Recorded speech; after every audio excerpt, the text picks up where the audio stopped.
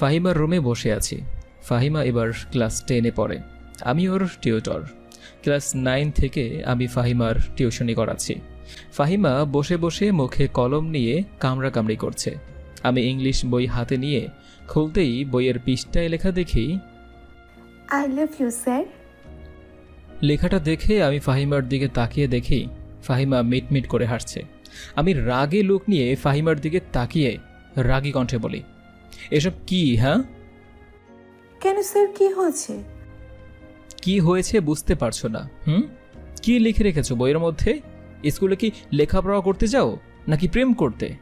আমি তোমার আব্বু আম্মুকে এখনই বলছি, ওয়েট।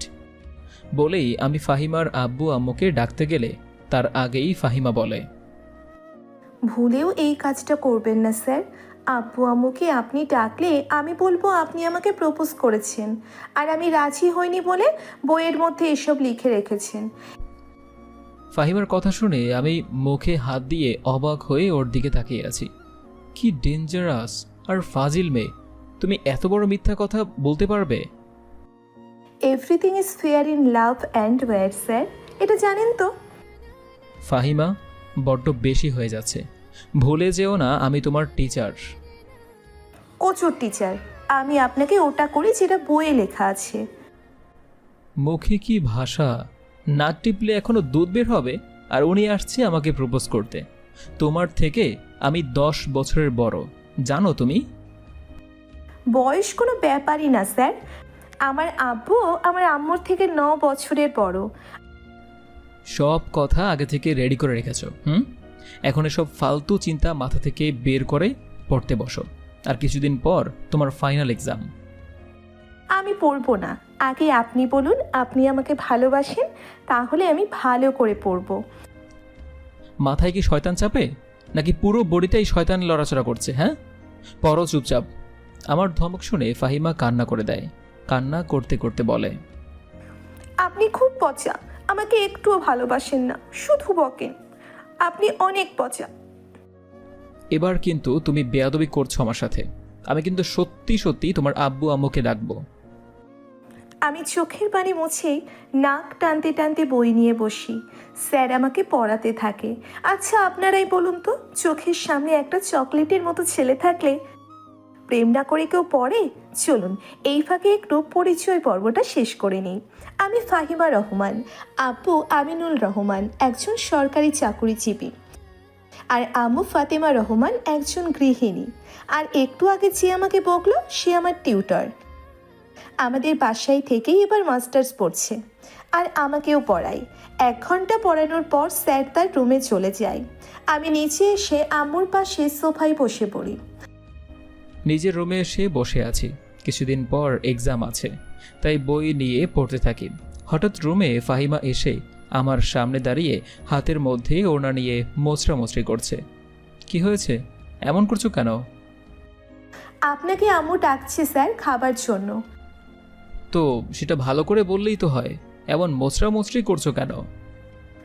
আপনি আমার সামনে আসলেই আমার না কেমন কেমন লজ্জা লাগে। আজ 2 বছর হচ্ছে আমি তোমাকে পড়াচ্ছি, হঠাৎ করে এত লজ্জা করছে কেন? এখন আমি বড় হয়েছি না, আর আপনাকে আমি এখন পছন্দ করি, তাই আপনার সামনে আসলে লজ্জা করে। একটা কানের নিচে দিলে এসব ভূত মাথা থেকে নেমে যাবে। এখন সং সেজে না থেকে যাও, আমি আসছি। ফাহিমা আমাকে বকতে বকতে চলে যায়। আমি বই রেখে নিচে চলে আসি। নিচে আসতেই আন্টি বলে, এসো বাবা, বসে পড়ো। রাত তো অনেক হয়ে গেছে, খাবার খেয়ে ঘুমিয়ে পড়ো। কাল তো আবার ফাহিমাকে নিয়ে খুব তাড়াতাড়ি স্কুলে যাবে। তাড়াতাড়ি কেন যাব আন্টি? আরে স্যার, আপনি ভুলে গেছেন আমি যে না আপনাকে, আমার কাল সকালে স্কুলে কোচিং আছে, এর মধ্যে ভুলে গেলেন? কি মিথ্যুক মেয়ে রে বাবা, আমাকে না বলেও এখন বলেছে। আচ্ছা হয়েছে, ছেলেটা লেখাপড়া করে আবার তোর মতো ফাজিল মেয়েকে পড়াতে হয়, এত কিছু মনে থাকে? আচ্ছা বাবা, এখন খেয়ে নাও, খাবার ঠান্ডা হয়ে গেছে। আর কিছু না বলে চুপচাপ খাবার খেয়ে নেই। খাওয়া দাওয়া শেষ করে আমি উঠে রুমে চলে আসি। দরজা বন্ধ করতে গেলে ফাহিমা এসে দরজায় হাত রাখে। আমার দিকে তাকিয়ে ঠোঁট কামড়াচ্ছে। এসব কি হচ্ছে? হ্যাঁ, সব সময় এত বকেন কেন আমাকে? একটু মিষ্টি করে কথা বললে কি হয়? আমি মিষ্টির দোকানদার নই। মিষ্টি কথা শুনতে হলে মিষ্টির দোকানে যাও। আর রাত অনেক হয়েছে, এবার যাও, গিয়ে ঘুমিয়ে পড়ো। ঘুমাতে যাবই তো। আমার প্রশ্নের উত্তরটা দিলেন না তো স্যার। কোন প্রশ্নের উত্তর? ওই যে বইয়ের মধ্যে লিখে রেখেছিলাম। এক থাপ্পড় দিয়ে মুখের 31টা দাঁত ফেলে দেব। সবাই বলে 32টা দাঁত ফেলে দিবে, আপনি 31টা কেন?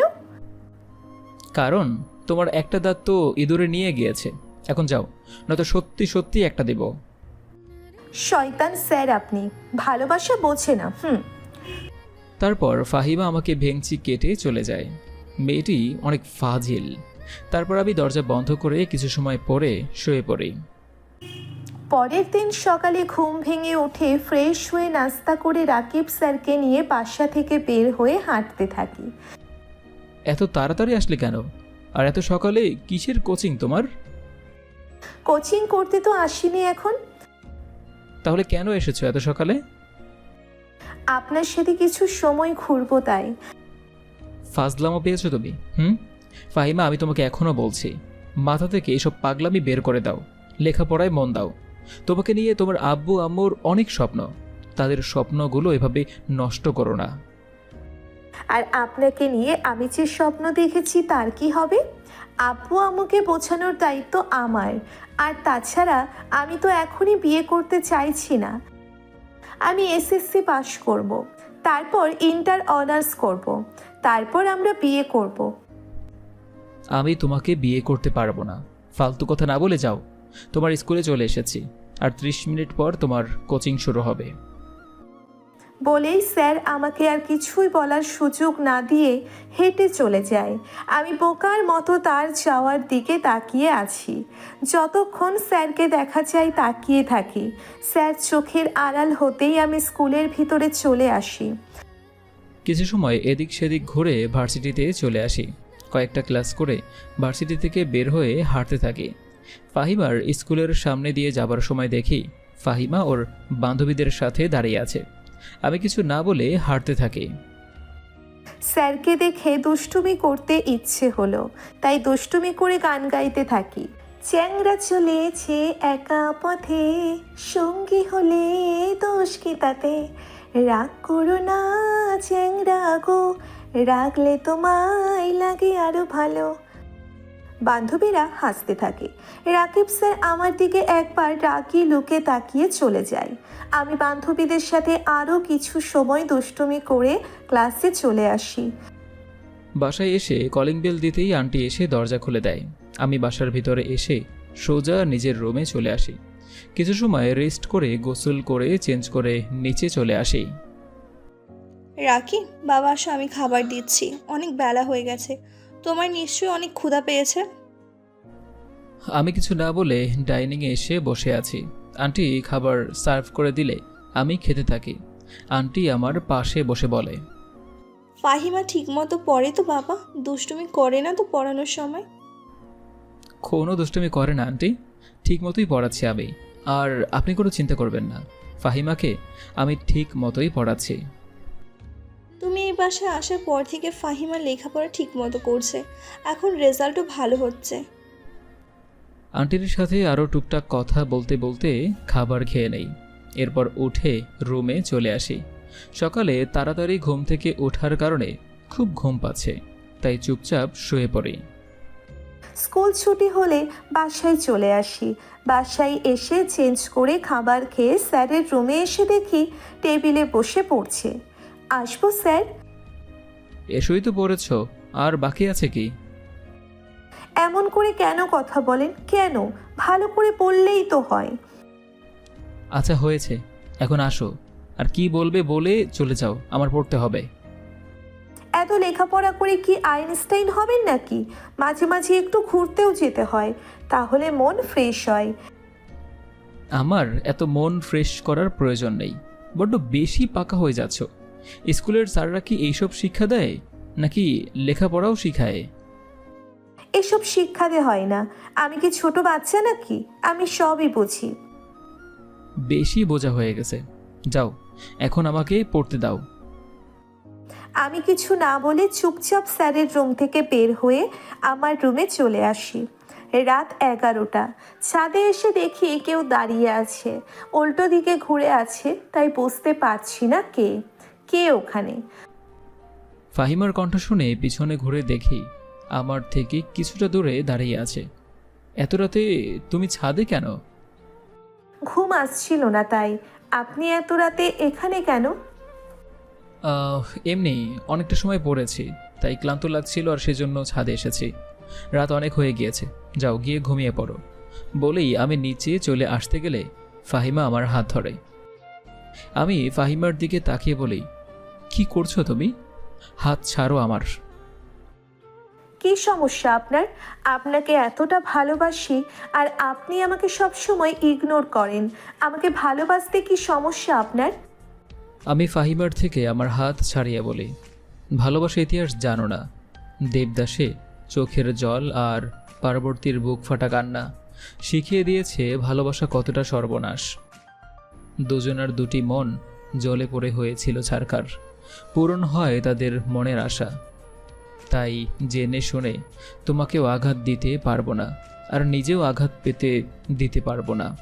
আর সিনেমার মতো মুখ ভরা হাসি আনি আমার জীবন নতুন করে চন্দ্রমুখী ফিরেও আসবে না। নীরবে সবাই দেখবে, কিন্তু কেউ সান্ত্বনা দিতে আসবে না। ভিতরে বয়ে শুধু ব্যথারে ঢেউ। আমার সেই দুঃখের বাকি কেউ হবে না। নিজেকে বিরহের আগুনে পুরাতে পারবো না। পারোর মুখে শুনুনি দেবদাসের মরণ যন্ত্রণা। দেবদা দেব বলে পার্বতী করুণ কান্না। নীরবে দেখেছে সবাই, দেখেছে এই পৃথিবী। পূরণ হয়নি ওদের মনের দাবি। ভালোবাসায় সুখ নেই, আছে শুধু বেদনা। তাই জেনে শুনে তোমাকে কষ্ট দিয়ে নিজেও কষ্টের সাগরে ভাসতে পারবো না। ফিরে যাও তুমি। আমি দেবদাসের মতো মরতে চাই না, আর তুমিও পারবে না পার্বতীর কষ্ট সহ্য করতে। সবার ভালোবাসা কি অপূর্ণ থাকে? ভালোবেসে বিয়ে করে অনেকেই তো সুখে সংসার করছে। সবার আর আমার মাঝে অনেক ব্যবধান ফাহিমা। আমার না আছে ঘর, না আছে কোনো পরিচয়। তোমাদের বাসা থেকে বের করে দিলে কোথায় যাব সেটা আমি নিজেও জানি না। আমার টাকা পয়সা ঘরবাড়ি কিছুই চাই না, শুধুই আপনাকে চাই। এসব ফিল্মি ডায়লগ বন্ধ করো। বাস্তবতার কাছে এসব ডায়লগ মূল্যহীন। আমি তোমাকে ভালোবাসতে পারবো না। আর যদি তুমি এই নিয়ে আমার সাথে জোরাজুরি করো, তাহলে আমি তোমাদের বাসা থেকে চলে যেতে বাধ্য হব। আমি রাকিব স্যারের কথা শুনে পাথর হয়ে দাঁড়িয়ে আছি। উনি আর কিছু না বলে চলে যায়। আমি সেখানেই বসে নীরবে চোখের পানি ফেলতে থাকি। কিছু সময় পর চোখের পানি মুছে রুমে এসে শুয়ে পড়ি। পরের দিন সকালে ঘুম থেকে উঠে ফ্রেশ হয়ে নিচে আসি নাস্তা করতে।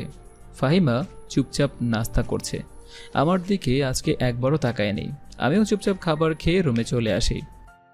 ভার্সিটির জন্য রেডি হয়ে নিচে এসে দেখি ফাহিমা বাসা থেকে বের হয়ে যাচ্ছে। আমিও বাসা থেকে বের হয়ে ফাহিমার সামনে এসে বলি, কি হলো, আজকে একা একাই যাচ্ছ কেন? হ্যাঁ, আমি তো তোমাকে তোমার স্কুলে দিয়েই যাব।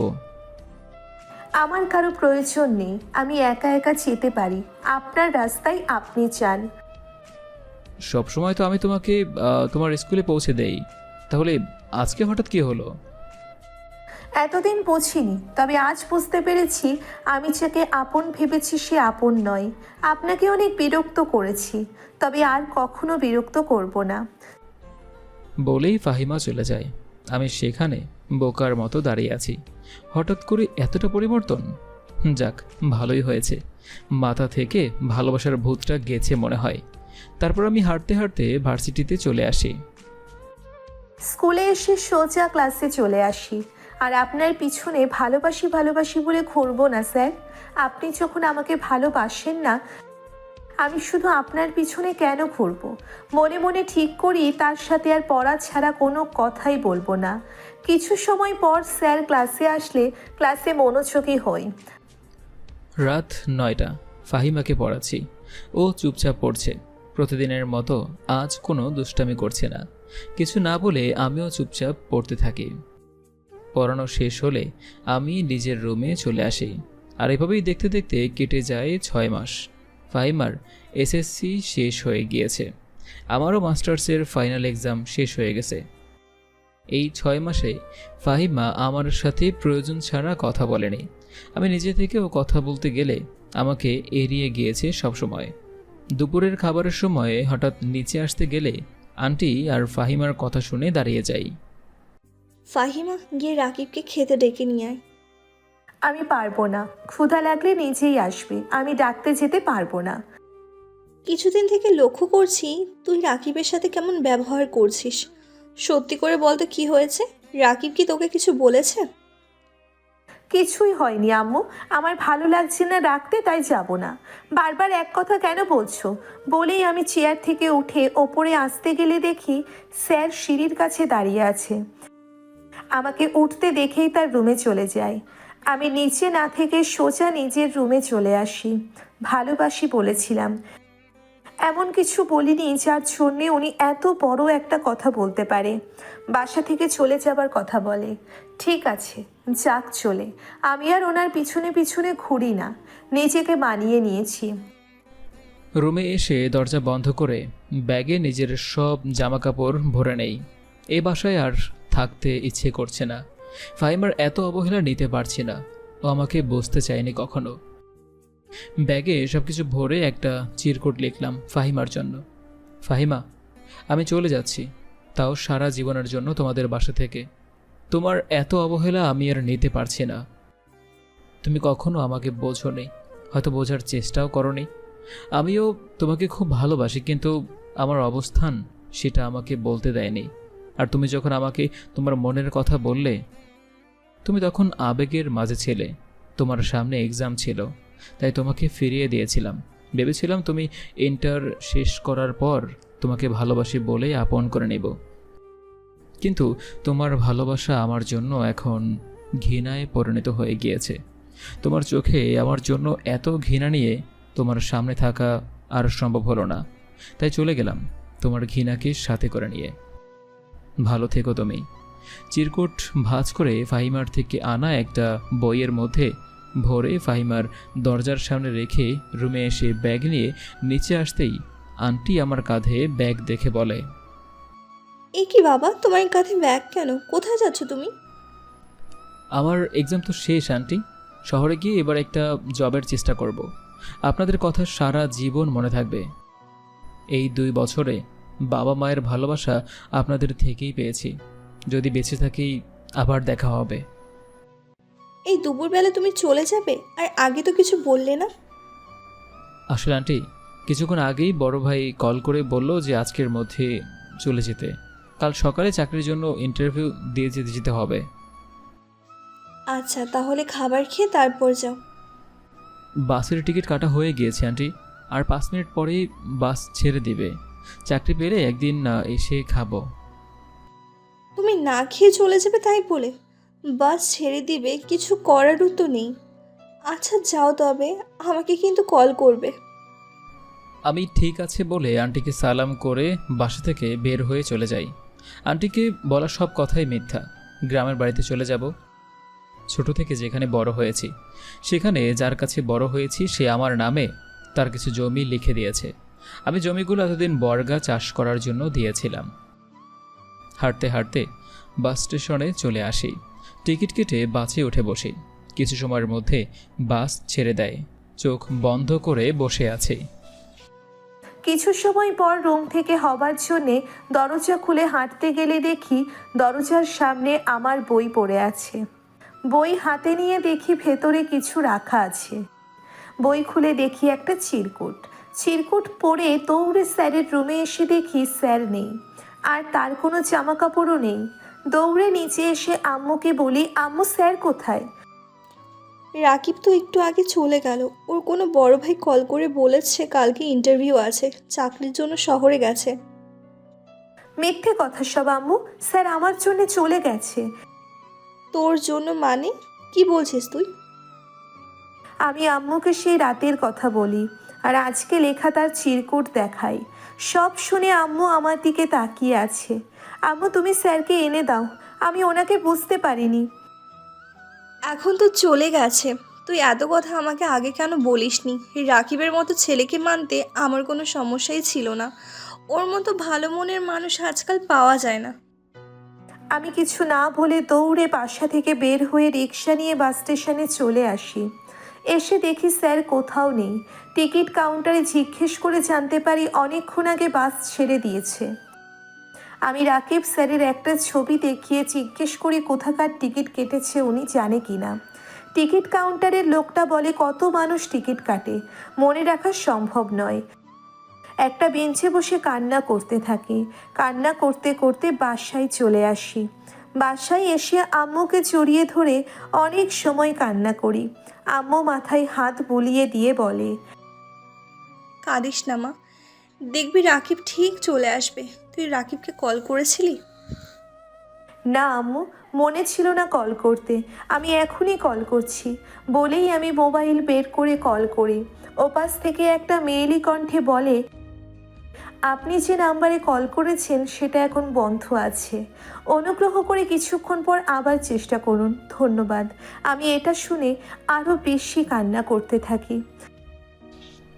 বাস গন্তব্যে এসে সন্ধ্যার সময় পৌঁছায়। বাস থেকে নেমে একটা রিক্সা নিয়ে চলে আসি আমার গ্রামে, মুন্সিগঞ্জের আধারা গ্রাম। রিক্সা ভাড়া দিয়ে হাঁটতে হাঁটতে বাসার কাছে চলে আসি।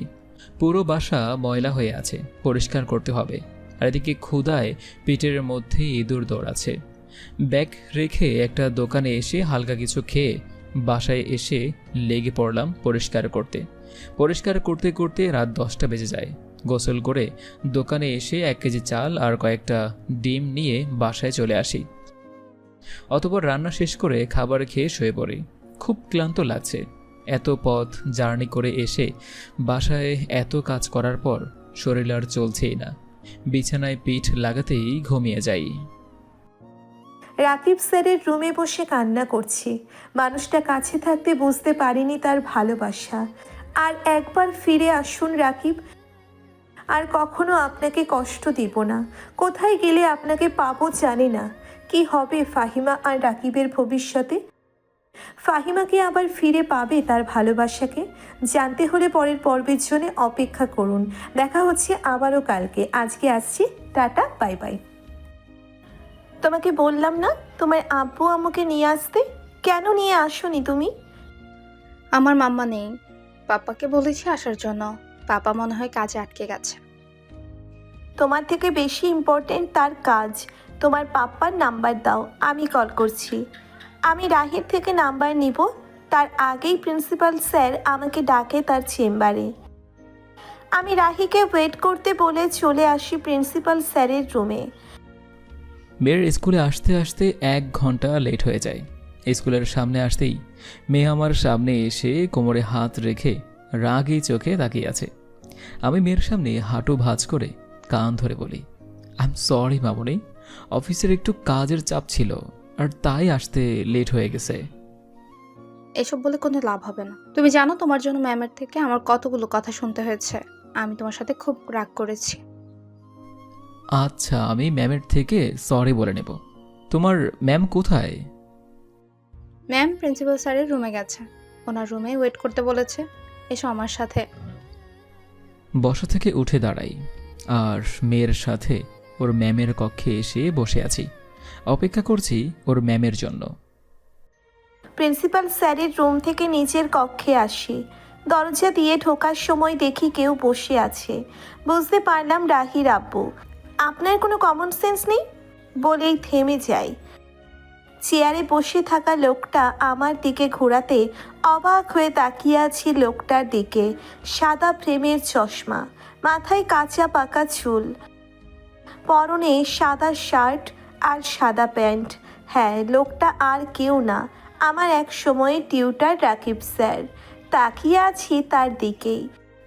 চেয়ার থেকে উঠে পিছনে ঘুরতেই অবাক হয়ে তাকিয়ে আছি সামনে থাকা মেয়েটার দিকে। পরনে কালো রঙের একটা শাড়ি, চোখে আমার মতোই সাদা ফ্রেমের একটা চশমা, মাথায় কয়েকটা চুল পেকেছে, তবে সেই আগের মতোই সুন্দর আর মায়াবী আছে। আমার সামনে ফাহিমা দাঁড়িয়ে আছে। আমি ফাহিমাদের বাসা থেকে এসেছি আজ প্রায় 11 বছর। মেয়ে আমার হাত ধরে টান দিতেই আমি বাস্তবে ফিরলাম। পাপা, উনিই আমার ম্যাম, তোমাকে আসতে বলেছে। এতগুলো বছর পর রাকিব স্যারকে দেখে চোখের মাঝে জমে থাকা পানিগুলো আর আটকে রাখতে পারলাম না। চোখ থেকে পানিগুলো গাল গড়িয়ে পড়তে থাকে। শাড়ির আঁচল দিয়ে চোখে পানি মুছে স্যারের সামনে এসে বলি, কেমন আছেন স্যার? ভালো আছি, তুমি কেমন আছো? কত পরিবর্তন হয়ে গিয়েছো। আঙ্কেল আন্টি কেমন আছে? আমি ভালো আছি। আব্বু আম্মু বেঁচে নেই, 4 বছর হলো মারা গেছে। আমি কিছুই জানতে পারলাম না। জানবেন কিভাবে? সেই 11 বছর আগে আমাদের ছেড়ে গেছেন, একবারও তো খোঁজ নেননি আমরা বেঁচে আছি না মরে গেছি। এতটা অভিমান না করলে হতো না? বাদ দাও পুরনো কথা। তা তোমার হাজবেন্ড কি করে? ছেলে মেয়ে কয়জন তোমার? পাপা, তুমি ম্যামকে আগে থেকে চেনো কিভাবে? আমি যেমন তোমাকে পড়াই, তোমার পাপ্পা একসময় আমাকে পড়াতো। আমি তোমার পাপ্পার ছাত্রী ছিলাম। পাপা, তুমি ম্যামকে পড়াতে? মামনি।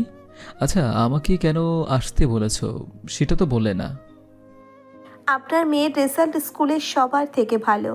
আমি ওকে জিজ্ঞেস করেছিলাম এত ভালো করে কে পড়ায় তাকে। রাহি বলল ওর পাপ্পা। তাই আপনাকে ডেকে এই কথা বলার জন্যে আসতে বলেছি। ও আচ্ছা, আমি কি তাহলে চলে যাব এখন? পাপা, তোমার ছাত্রীর সাথে এত বছর পর দেখা হলো, তুমি তাকে আমাদের বাসায় লাঞ্চের জন্য বলবে না?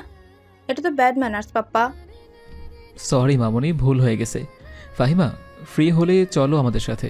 স্কুল তো মনে হয় একটু পরেই ছুটি হয়ে যাবে। আজকে নয় স্যার, অন্য কোনো একদিন যাব। ম্যাম প্লিজ চলেন। আর না করো না, প্লিজ চলো।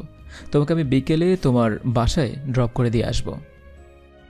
আমি ঠিক আছে বলে আমার ব্যাগ নিয়ে প্রিন্সিপাল স্যারের রুমে গিয়ে তাকে বলে রাকিব স্যারের আর রাহির সাথে স্কুল থেকে বের হয়ে রাস্তায় আসতেই দেখি একটা দামি গাড়ি দাঁড়িয়ে আছে।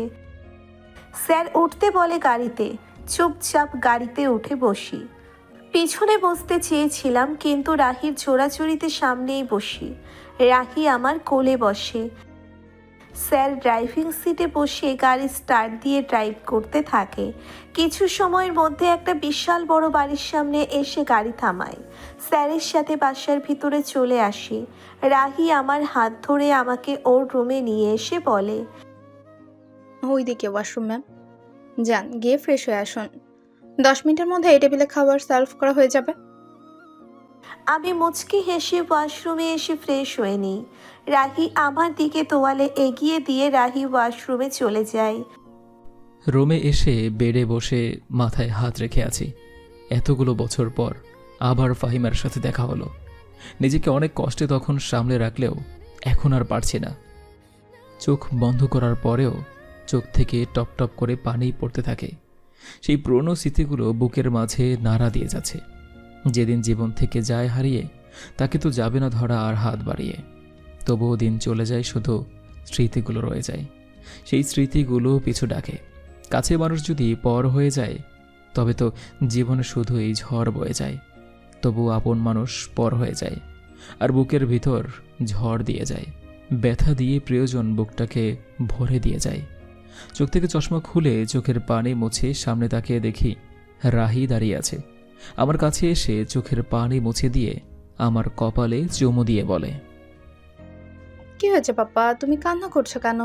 কেউ কি কিছু বলেছে তোমাকে? না মামুনি, কেউ কিছু বলেনি, চোখে কিছু একটা পড়েছে তাই। আচ্ছা, তুমি তোমার ম্যামকে নিয়ে নিচে যাও, আমি 5 মিনিটের মধ্যেই আসছি। 5 মিনিট মানে 5 মিনিট পাপা, মনে থাকে জানো। আমি মুচকি হেসে মেয়ের কপালে চুমু দিয়ে বলি, ঠিক আছে। রাহি চলে যায়। আমি ওয়াশরুমে এসে ফ্রেশ হয়ে চেঞ্জ করে নিচে চলে আসি। বাসার কাজের মেয়েটা টেবিলে খাবার সার্ভ করে রেখেছে। 3 জন একসাথে খাবার খেয়ে নেই। অতঃপর লিভিং রুমে এসে সোফায় বসে আছি, আমি আর ফাহিমা। রাহি আমার কোলে মাথা রেখে শুয়ে থাকতে থাকতে ঘুমিয়ে পড়েছে। তুমি মুন্সিগঞ্জ কবে আসলে আর কিভাবে? আমাকে এখানে পাঠানো হয়েছে, 1 মাস হলো এসেছি। আপনি কি আমাদের বাসায় থেকে আসার পর থেকে এখানেই আছেন? এখানেই আছি। আচ্ছা, বললে না তো তোমার হাজবেন্ড কি করে, আর তোমার বাচ্চা কয়জন? বিয়ে করলে তো হাজবেন্ড আসবে। তুমি এখনো বিয়ে করোনি? একজনের জন্য অপেক্ষা করছিলাম, কিন্তু সে তো বিয়ে করে আমাকে ভুলেই গেছে। আচ্ছা স্যার, রাহির থেকে শুনলাম ওর আম্মু মারা গেছে। কিভাবে জানতে খুব ইচ্ছে করছে। তুমি যার জন্য অপেক্ষা করেছ সেও তোমার জন্যই অপেক্ষা করেছে। আর রাহির আম্মু সুইসাইড করে মারা গিয়েছে। সুইসাইড করে মারা গেছে মানে? সে কি আপনার সাথে হ্যাপি ছিল না? রাহির আম্মু আমার কিছুই হতো না। আমাদের বাসার পাশের বাসার আনোয়ার কাকার মেয়ে রুনা হচ্ছে রাহির আম্মু। একটা ছেলেকে খুব ভালোবাসতো। ছেলেটা সেই ভালোবাসার সুযোগ নিয়ে রুনার সাথে নোংরামো করে। আর রুনার যখন জানতে পারে যে রাহি ওর পেটে আছে, তখন ছেলেটাকে বিয়ের কথা বলেছিল। কিন্তু ছেলেটা রুনাকে চিনতেই অস্বীকার করে। রুনা অনেকবার সুইসাইড করার চেষ্টা করেছে, কিন্তু ওর আব্বু আম্মুর জন্য করতে পারেনি। বিয়ে দিতে চেয়েছিল অনেক জায়গায়, কিন্তু সবাই ওকে নষ্টা মেয়ে বলে বিয়ে ভেঙে দেয়। রাহির জন্য সুইসাইড করতে পারেনি। সবার অপমান আর অবহেলা নিয়েই রাহিকে এই পৃথিবীতে আনে। রাহির যখন 1 বছর বয়স, তখন রুনা সুইসাইড করে। আর সেই শোকে রুনার আব্বু আম্মু মারা যায়। আর রাহিকে আমি আমার কাছে নিয়ে আসি। নিজের মেয়ে হিসেবে বড় করেছি। রাহি এসব জানে না। স্যারের কথা শুনে চোখের কোণে পানি চলে আসে। স্যারের চোখের পানি পড়ার আগেই মুছে নেয়। আপনি তার মানে বিয়ে করেননি? বিয়ে করতে পারেনি। তোমার ভালোবাসার স্মৃতি নিয়ে আজও বেঁচে আছি। আর এখন তো রাহি আছে, ওকে নিয়েই বেঁচে আছি। কিন্তু তুমি কেন বিয়ে করোনি? আঙ্কেল আন্টি তোমাকে কিছু বলেনি বিয়ে নিয়ে? বলেছে অনেকবার, কিন্তু আপনার জায়গা অন্য কাউকে দিতে পারবো না, তাই বিয়ে করিনি। অনেক সময় হয়ে গেছে, একটু পর সন্ধ্যা হয়ে যাবে। আমি যাই এখন। তুমি একটু অপেক্ষা করো, আমি রাহিকে ওর রুমে রেখে আসছি। সমস্যা নেই স্যার, আমি একাই যেতে পারবো। একা আমি তোমাকে যেতে দেব না, একটু ওয়েট করো, আমি আসছি। বলেই স্যার রাহিকে কোলে তুলে ওপরে চলে যায়। আমি ব্যাগ কাঁধে নিয়ে অপেক্ষা করতে থাকি। একটু পর স্যার আসলে আমি তার সাথে বাসা থেকে বের হয়ে গাড়িতে উঠে বসি। স্যার গাড়ি স্টার্ট দিয়ে জিজ্ঞেস করে কোথায় থাকি। আমি বলতেই স্যার সেখানে চলে আসে। ছোট্ট একটা বাসা। এটা দেখে স্যার বলে, তুমি এখানে থাকো? এখানেই আছি আপাতত। সামনের মাসে একটা ভালো ঘর দেখে সেখানে যাব। কোথাও যেতে হবে না তোমার। বাসার ভিতরে গিয়ে কিছু ড্রেস নিয়ে চলে আসো। আজ থেকে তুমি আমার বাসায় থাকবে। এটা ভালো দেখায় না স্যার, আমি এখানেই ঠিক আছি। ভালো খারাপ আমি কিচ্ছু বুঝি না। তুমি আমার বাসায় থাকবে মানে আমার বাসাতেই থাকবে। যাও, গিয়ে কিছু ড্রেস নিয়ে আসো। ইচ্ছে না থাকলেও স্যারের চোরাচুরিতে তার সাথে তার বাসায় আসতেই হলো। রাত 9টা। লিভিং রুমে বসে আছি। রাহি আমার দিকে তাকিয়ে আছে। কিছু বলতে চাইছে বুঝতে পারছি, কিন্তু বলছে না কিছু। মামুনি, তোমার ম্যাম আজ থেকে আমাদের বাসায় থাকবে। সত্যি পাপ্পা, ম্যাম আমাদের বাসায় থাকবে? হ্যাঁ মামুনি, আমাদের বাসায় থাকবে। রাহি গিয়ে ফাহিমার পাশে বসে যা বলে, আমি পুরো হা হয়ে তাকিয়ে আছি। ম্যাম, আমি না আমার আম্মুকে কখনো দেখিনি। আম্মু বলে ডাকতেও পারিনি। বাসায় কি আমি আপনাকে আম্মু বলে ডাকতে পারি? রাহির কথা শুনে আমি স্যারের দিকে তাকাই। স্যারও আমার দিকে তাকিয়ে আছে। স্যার রাহিকে ধমক দিয়ে বলে, রাহি, তুমি কিন্তু বেয়াদবি করছো। উনি তোমার ম্যাম। থাক না স্যার, ও বাচ্চা মানুষ। ঠিক আছে মামনি, তুমি আমাকে আম্মু বলেই ডেকো, আমার কোনো সমস্যা নেই। রাহি আমাকে জড়িয়ে ধরে। আমি স্যারের দিকে তাকিয়ে আছি। স্যার কিছু না বলে চুপচাপ বসে আছে। একজন কাছের লোক এসে বলে টেবিলে খাবার দেওয়া হয়েছে। 3 জন এসে বসে পড়ি। আম্মু, আমাকে আজকে তুমি খাইয়ে দিবে? কেন দিব না মামনি, আমি তোমাকে খাইয়ে দিচ্ছি।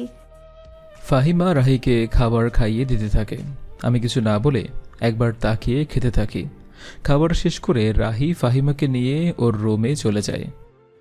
আমি চলে আসি আমার রুমে। ল্যাপটপ নিয়ে কিছু সময় কাজ করে রাহির রুমে এসে দেখি রাহি ফাহিমাকে জড়িয়ে ধরে ঘুমিয়ে আছে, আর ফাহিমা আমাকে দেখে শাড়ির আঁচলটা ঠিক করে বলে, স্যার আপনি কিছু লাগবে? রাহি ঘুমিয়েছে কিনা তা দেখতে এসেছিলাম। আচ্ছা তুমিও ঘুমিয়ে পড়ো। এটা বলেই আমি রুমে চলে আসি। তারপর ড্রয়ার খুলে সিগারেটের প্যাকেট নিয়ে ব্যালকনিতে চলে আসি। একটা সিগারেট ধরিয়ে আকাশের দিকে তাকিয়ে সিগারেটের ধোঁয়া ছাড়তে থাকি। ঘুম আসছিল না, তাই রাহিকে শুইয়ে দিয়ে নিচে আসতে গেলে দেখি স্যারের রুমে লাইট জ্বলছে, দরজাও খোলা। ভেতরে আসবে কিনা জিজ্ঞেস করলে কোনো উত্তর আসে না। রুমে এসে দেখি স্যার রুমে নেই। ব্যালকনির জানালা খোলা দেখে ব্যালকনিতে এসে দেখি স্যার সিগারেট খাচ্ছে। হালকা কাশি দিতেই স্যার পিছনে ঘুরে আমাকে দেখে ভূত দেখার মতো তাকিয়ে আছে। আমতা আমতা করে বলে, তুমি এখনো ঘুমাওনি? ঘুম আসছিল না। আপনি এসব খান কবে থেকে? মাঝে মাঝে একটু খাই, নিজের কষ্টগুলো ভুলে থাকার জন্য। এসব খেলে কষ্ট দূর হয় নাকি? তাহলে আমাকেও একটা দেন, খেয়ে দেখি।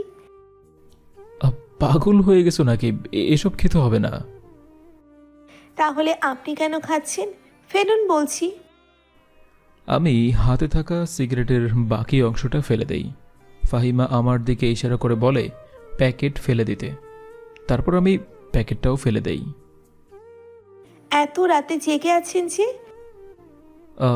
রোজকার রুটিন এটা, ঘুম আসে না। কখনো রাহির জন্য বিয়ে করতে ইচ্ছে হয়নি? আপনার মনে হয়নি ওর মায়ের ভালোবাসা প্রয়োজন? অন্য কারো মেয়েকে কেন নিজের মেয়ে মনে করবে? উল্টো রাহির আরো খারাপ হবে। একা একা কি জীবন চলে? সেটা তো আমিও তোমাকে জিজ্ঞেস করতে পারি। তুমি নিজের জন্য কেন বিয়ে করোনি? তুমিও তো একা একা রয়ে গিয়েছো। আমার জীবন তো কেটে যাচ্ছে, আর বাকি যে কয়দিন আছে সেটাও হয়তো কেটে যাবে। আর আপনার মতো আমিও মেয়ে পেয়েছি। রাহি তোমাকে এমন কিছু বলবে আমি বুঝতে পারিনি। তুমি রাহির কথায় রাগ করনি তো? কিছু মনে কেন করব? বরং আমি খুশি হয়েছি। কখনো মা ডাক শুনতে পারবো এটাই তো ভাবিনি। রাহির মুখে মা ডাক শুনে আমার জীবন ধন্য হয়ে গেছে। বিয়ে করে নাও, এখনো তেমন বয়স তো হয়নি তোমার। চুল পেকে গেছে আমার, দেখতে পারছেন না তো? এই বয়সে আর এসব হবে না। তোমার থেকে আমার বেশি চুল পেকেছে। একটা কথা জিজ্ঞেস করতে খুব ইচ্ছে করছে স্যার, করব? করো, বলো কি জিজ্ঞেস করবে। আপনি কি এখনো আমার উপর রাগ করে আছেন? আমি আপনাকে এতটা কষ্ট দিয়েছি নিজের অজান্তেই। রাগ তোমার উপর কখনোই ছিল না, শুধু অভিমান করে চলে এসেছিলাম।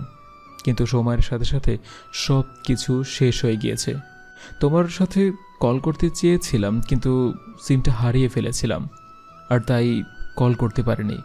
আর সাহসও হয়নি তোমার সামনে গিয়ে দাঁড়ানোর। আব্বু আম্মু খুব বলতো আপনার কথা। আর তোমার মনে পড়তো না আমার কথা? ভুলতে পারলে তো মনে পড়বে। আজও আপনিই আছেন আমার সকল চিন্তা ভাবনায়। একটা মানুষ তোমার কাছে 11 বছর ধরে নেই, তাও তাকে এতটা ভালোবাসো এখনো? আপনি তো আমার মতোই। দুজন আরও অনেক সময় আড্ডা দেই। এরপর ফাহিমা রাহি রুমে চলে যায়। আমিও রুমে এসে লাইট অফ করে ঘুমিয়ে পড়ি। পরদিন সকালে ঘুম থেকে উঠে ফ্রেশ হয়ে নাস্তা করে রাহি আর ফাহিমাকে স্কুলে পৌঁছে দিয়ে আমি অফিসে চলে আসি।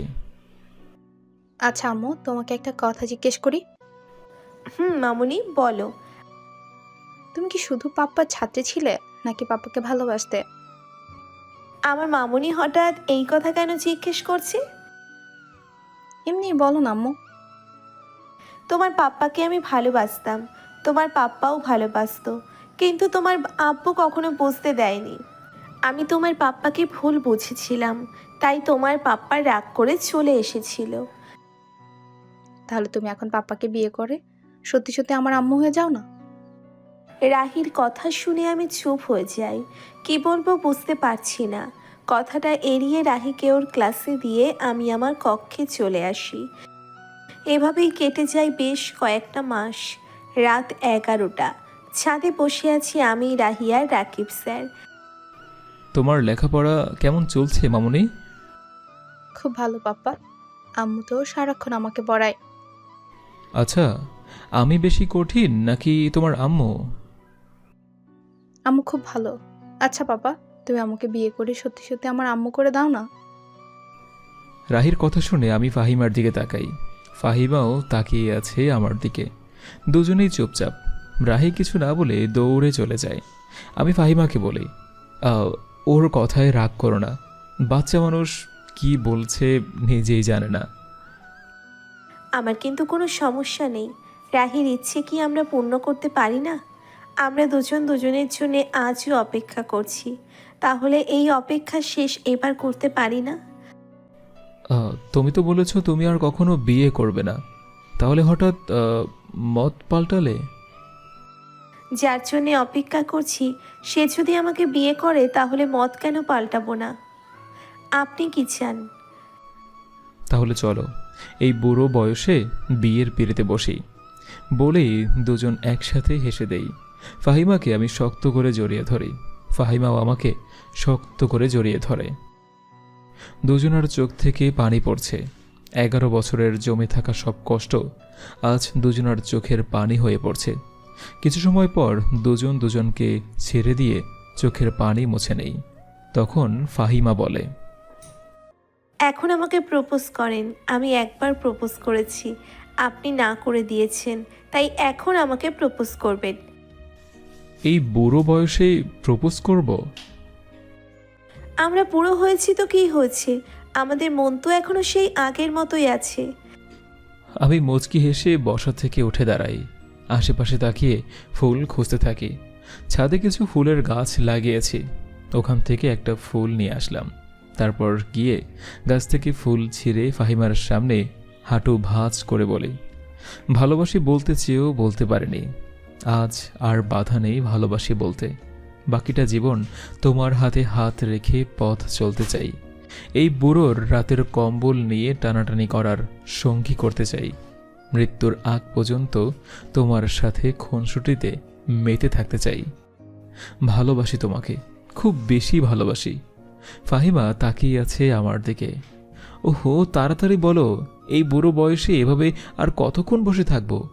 হাঁটু ব্যথা করছে তো। আমি স্যারের হাত থেকে ফুল নিয়ে ধরে তুলি। দুজন দুজনকে শক্ত করে জড়িয়ে ধরি। স্যার আমাকে তার বুক থেকে তুলে কপালে চুমু দেয়। আমি চোখ বন্ধ করে নিই। একটু পর চোখ খুলে স্যারের দিকে তাকাই। আমিও স্যারের কপালে আমার ঠোঁট ছোঁয়াই। হুট করে স্যার আমাকে জড়িয়ে ধরে আমার ঠোঁটে নিচের ঠোঁট মিশিয়ে দেয়। চার ঠোঁট নিজেদের আদর করতে ব্যস্ত হয়ে পড়ে। হঠাৎ হাসির শব্দ শুনে দুজন দুজনকে ছেড়ে দিয়ে ছাদের দরজার দিকে তাকিয়ে দেখি রাহি খিলখিল করে হাসছে। এই বাজে মেয়ে, এমন করে লুকিয়ে লুকিয়ে আমাদের কথা শুনছিলে? পাপ্পা, তুমি আম্মুকে ভালোবাসি বলছো, জড়িয়ে ধরেছো, আবার চুমু খেয়েছো। রাহির কথা শুনে দুজন দুজনের দিকে তাকিয়ে আছি বোকার মতো। রাহি দৌড়ে এসে ফাহিমার কোলে ওঠে। ফাহিমার গালে চুমু দিয়ে বলে, আমি সত্যি সত্যি আম্মু হয়ে পেয়ে গেছি। কালকেই তোমাদের বিয়ে হবে। কালকেই? বিয়ের জন্য একটা প্রস্তুতি নিতে হবে না? আমি যা বলেছি তাই হবে পাপ্পা, নো মোর কথা, ওকে? ঠিক আছে আমার দুষ্ট পরী, তুমি যা বলবে তাই হবে। তিনজন একসাথে হেসে দিই। রাকিব রাহির গালে চুমু দিয়ে আমাকে জড়িয়ে ধরে। আজ শুরু হয় আমাদের সুখের সংসার। তাহলে ছিল ফাজিল ছাত্রী যখন বউ গল্প। ভালোবাসা সত্যি হলে 11 বছর কেন, যুগের পর যুগ অপেক্ষা করা যায়। ভালো থাকুন, সুস্থ থাকুন সবাই। আমরা আজকে বিদায় নিচ্ছি। আবার খুব তাড়াতাড়ি দেখা হয়ে যাবে আপনাদের সাথে নতুন কোনো গল্পের সাথে। আল্লাহ হাফেজ।